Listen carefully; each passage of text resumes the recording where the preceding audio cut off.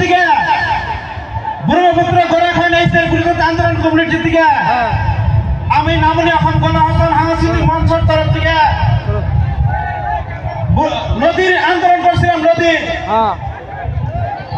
সেই নদীর আন্দোলনে আমাদের একটা প্রতিজ্ঞাবদ্ধ ছিল, মানুষের গানের দ্বারা নাটকের দ্বারা বোঝানোর চেষ্টা করছিলাম যে নদীটা যতদিন প্রোটেকশন না হবে ততদিন আমি ভোট দেবো না।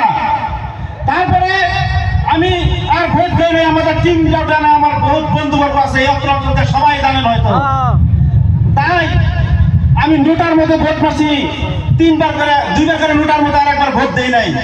লাস্টে 15-20 বছর যখন ভোট দিলাম না, লাস্ট অব্দি কোনো ভোট না দিলেও তো দেখি কিছু না, তাও তো কেউ নদী বাঁধে না। নোটার মধ্যে বললাম তাও তো কিছু না। লাস্টে এইবার আমি ডাক্তার সাহেবের সাথে একদিন বসছিলাম, বসার পরে উনি কইল যে দেখো আমি তো ডাক্তার, আমার বউ ডাক্তার, বাড়ির সবাই আছে, কিন্তু আমার বিশালভাবে মন চায় যে নদী সব জায়গা যদি প্রোটেকশন করে মানুষের যে দুঃখ দুর্দশা দূর করা যায়, তার জন্য আমি খুবই, তাই আমি এতদিন ক্যান্ডিডেট পাই নাই, মনের মতন আদরের মরমের খুব মনের মতন ক্যান্ডিডেট পাইছি। তাই জন্য আমরা এই গলাখন্ডের টিমের সব আমরা সমর্থন করছি।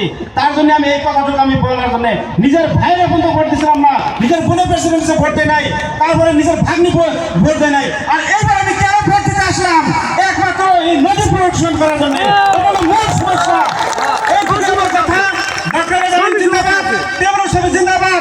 আমার ঘুম করে না রাতে, আমার কোনো ঘুম নাই। এই 20 বছর আগে থেকে এটা আমার স্বপ্ন ছিল, তাই স্বপ্ন হয়তো পূরণ হতে চলছে। ধন্যবাদ। এই গাড়ি ভাই আমার শেষ।